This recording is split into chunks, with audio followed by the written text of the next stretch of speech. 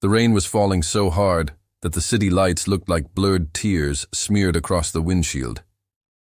A man with tired eyes and a broken umbrella stood beside a luxury car that had stopped dead in the middle of an empty road. He had no idea that the woman sitting inside was one of the most powerful billionaires in the country. He only knew one thing: someone was stranded, and he had the tools to help. When he opened the hood of the car, the cold rain soaked straight through his old jacket. His hands were rough from years of repairing engines, and his shoes were already filled with water. But he didn't complain. He didn't ask for money. He didn't even know who he was helping. He simply looked at the damaged engine and said quietly, "Don't worry, I'll get you home." The man's name was Kellen Royce, a single father who had spent the last 6 years fighting a battle no one else could see. Every morning, before the sun came up, he woke his 8-year-old daughter, Amara, prepared her breakfast, fixed her school uniform, and walked her to the bus stop. After that, he spent the day at his small roadside auto repair shop, working on old cars just to earn enough to pay rent, buy groceries, and keep a little money aside for Amara's dreams. Kellen's life had not always been this difficult. Years ago, he had a loving family, a comfortable home, and plans for a future that looked bright. But everything changed the night his wife, Naomi, passed away unexpectedly after a sudden illness. He still remembered the hospital corridor, the cold floor under his knees, the nurse's hand on his shoulder, and the silence that followed when the doctor simply shook his head instead of speaking. In one moment, the person who filled their home with laughter was gone, and Kellen was left holding a tiny child who didn't understand why her mother would never come back. He could have given up. Many people expected him to. Some relatives told him raising a child alone was impossible. Others suggested he should leave Amara with someone else because he needed to focus on rebuilding his own life. He remembered one cousin telling him plainly, "You can't raise a daughter and run a business. Choose one." Kellen had looked at baby Amara sleeping in her crib that night and whispered, "I already chose." But every night, when Amara fell asleep holding her favorite stuffed rabbit, the one her mother had sewn a button eye back onto just weeks before she passed, Kellen made the same promise. He promised her that even if life became difficult, she would always feel loved. The years were not easy. There were nights when he counted the last few coins in his pocket, deciding between bread and bus fare.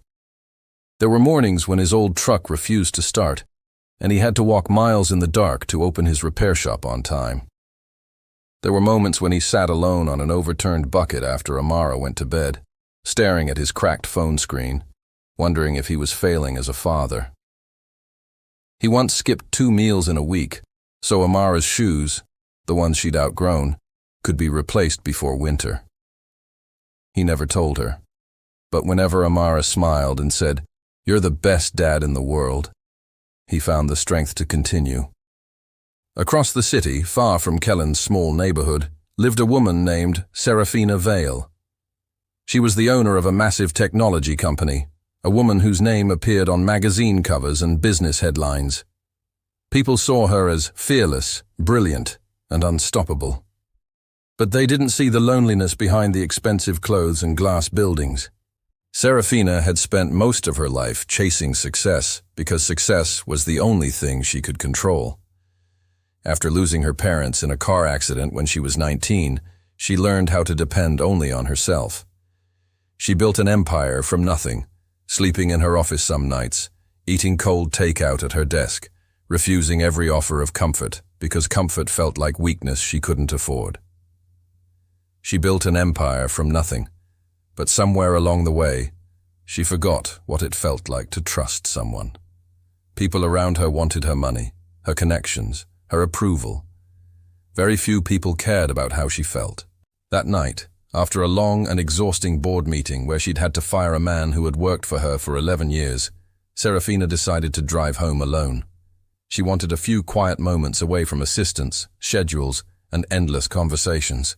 But halfway through the journey, her car suddenly stopped. She tried calling for help, but the storm had damaged the signal. The road was nearly empty, and the rain kept getting heavier. For the first time in years, Serafina felt completely helpless. She sat there in the dark, in a car worth more than most people's homes, and realized she had no one to call who would actually come. Then she saw a small repair truck approaching through the rain, headlights cutting weakly through the downpour. She expected a mechanic to complain about the weather or demand a huge payment. Instead, Kellen stepped out, looked at the car, and asked if she was safe. "You should go back inside," he told her. "It's freezing out here." Serafina stared at him. "You're the one standing in the rain." Kellen smiled slightly. "I'm used to it." Those simple words stayed in her mind. He didn't know her name. He didn't know how much money she had. He didn't treat her like someone important. He treated her like a person. Kellen carefully examined the engine. The problem was small, but the storm made everything harder. Water dripped from his hair as he worked. His fingers shook from the cold. But he continued, murmuring to himself, the way he always did when he focused. An old habit from his father, who had taught him this trade in a garage much like his own. After a few minutes, Serafina noticed something unusual. His wallet had fallen from his pocket, and a small photo slipped out onto the wet road. It was a picture of a little girl smiling beside him, missing a front tooth, sunlight in her hair. "Your daughter?" she asked, picking it up carefully so the rain wouldn't ruin it. Kellen looked at the photo, and his tired face immediately softened. "Yes. Her name is Amara. She must be lucky to have a father like you." Kellen looked away for a moment, water dripping from his chin. "I just hope I'm doing enough." Those words surprised Serafina. The man standing in front of her, soaked and exhausted, was worried he wasn't enough. Meanwhile, she had everything money could buy and still felt empty. After another few minutes, the engine finally started. The sound of the car turning on felt like a small victory in the middle of the storm. Serafina reached for her purse. "Tell me how much I owe you." Kellen shook his head. "Nothing." She looked confused. "Nothing. You worked in the rain for almost 20 minutes.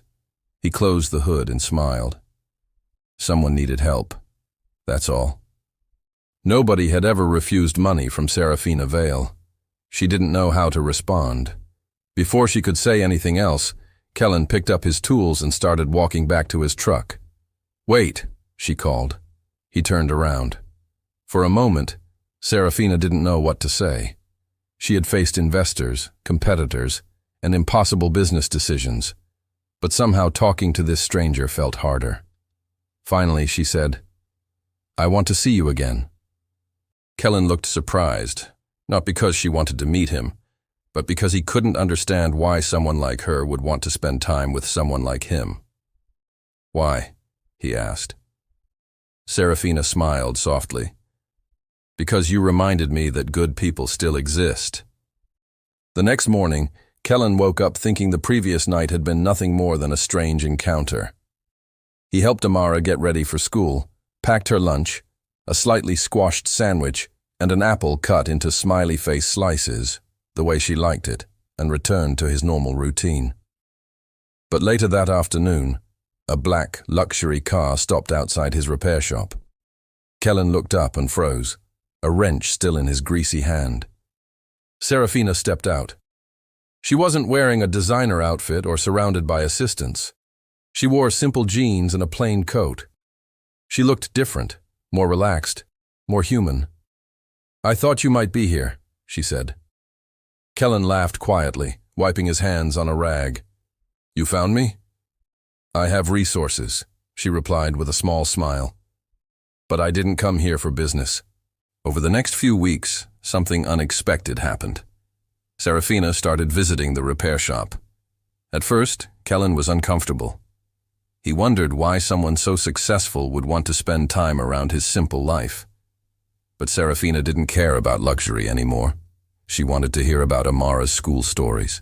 She wanted to know why Kellen kept fixing old cars instead of opening a bigger shop. She wanted to understand the man who helped a stranger without expecting anything. One afternoon, she sat on an old plastic chair outside the shop, sipping tea from a chipped mug Kellen had handed her with an apologetic shrug. "It's not exactly fine china," he said. "It's better," she said, and meant it. Slowly, Kellen noticed something changing. Serafina laughed more. She stopped looking at every conversation like a business meeting. She started arriving without her phone buzzing every few minutes. And Amara, who was naturally curious and far too perceptive for an 8-year-old, quickly became attached to her. One evening, as the three of them sat outside the repair shop watching the sunset paint the sky orange over the rooftops, Amara asked Serafina, "Do you have someone who takes care of you?" The question caught her off guard. Serafina looked at the little girl and admitted, "Not really." Amara thought for a moment, swinging her legs from the bench, and said, "Everyone needs someone." Those simple words touched a place inside Serafina that she had hidden for years. That night after she left, she sat alone in her enormous penthouse apartment, surrounded by floor-to-ceiling windows and expensive art, and cried for the first time in longer than she could remember. Not from sadness, but from the strange ache of being seen by a child who had nothing to gain from caring about her. But life was never simple. Kellen soon discovered that his small repair shop was in danger. The landlord had increased the rent without warning, and a large company wanted to buy the entire block to build something bigger, shinier, and far more profitable. Kellen sat at his kitchen table that night, bills spread out in front of him, and put his head in his hands. Amara found him there past midnight. "Papa, why are you still awake?" He quickly wiped his face and forced a smile. "Just doing some numbers, sweetheart. Go back to sleep." But Amara, even at 8, understood more than he gave her credit for. She climbed into his lap, the way she used to when she was small enough to fit easily, and said, "We'll figure it out. We always do." Kellen tried to hide the problem from Serafina, too proud to ask for help twice in his life.